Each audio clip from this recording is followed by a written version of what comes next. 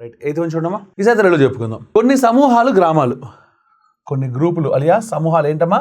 గ్రామాలు. ఓకే, కొన్ని గ్రూప్స్ ఏమయ్యాయమ్మా? గ్రామాలు అంటే విలేజెస్.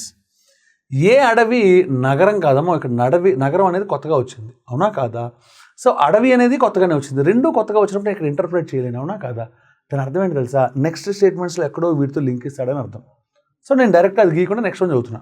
కొన్ని నగరాలు సమూహాలు అంటే నగరాలు అంటే ఓకే, సమూహాలు అంటే గ్రూప్స్. కొన్ని నగరాలు ఏంటమ్మా? సమూహాలు అంటే ఇలా ఉన్నాయి. ఏంటవి? నగరాలు. అవునా? నగరాలు అంటే ఏంటి? సిటీస్. ఓకే, ఇప్పుడు పై స్టేట్మెంట్ చదువు.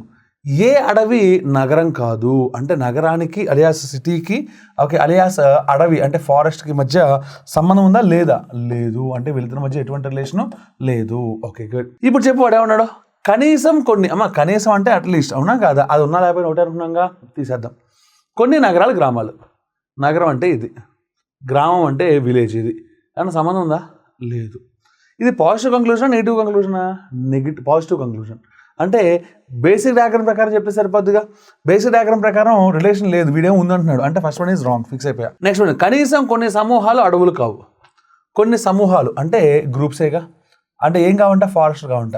సార్ బేసిక్ ప్రకారం ఎస్ కరెక్ట్. అమ్మ కనీసం అనే పదాన్ని మనం వదిలేద్దాం. కొన్ని సమూహాలు అడవులు కావు అంటే సమ్ నాట్. ఎస్ ఓకే, అవ్వట్లేదు అంటే బేసిక్ ప్రకారం కరెక్ట్. కానీ కావు అనే పదం చూడంగానే నాకేమర్థమైందంటే ఇది నెగిటివ్. బేసిక్లో ఎప్పుడైతే కరెక్ట్ అవుతుందో ఆల్టర్నేట్లోకి వెళ్ళాలి, అవునా? ఆల్టర్నేట్లోకి వెళ్తే ఇదేంటి? కొన్ని కావు అంటే సమ్ నాట్. సమ్ నాట్ అంటే ఏంటి? ఆల్ అంటే అన్ని సమూహాలు అడవులు అనేదాన్ని తీసుకుందాం. అన్ని సమూహాలు అడవులు. అన్ని సమూహాలు అడవులు అంటే ఇదిగో ఇలాగేగా ఉండాల్సింది ఫారెస్ట్, ఎందుకంటే సమూహాలు మొత్తం అడవులు అవ్వాలిగా. ఇక్కడ ఒక ప్రాబ్లం ఉంది సార్. ఏంటి ఆ ప్రాబ్లం అంటే, సార్ మనకి సికి ఎఫ్కి రిలేషన్ ఉండకూడదని చెప్తున్నావు, నువ్వేమో ఇప్పుడు తీసుకొచ్చి సిలోకి ఎఫ్ని తీసుకొచ్చావు. అంటే ఇలా గీయచ్చా? గీయకూడదా? గీయకూడదు కాబట్టి నేను కొట్టేస్తా.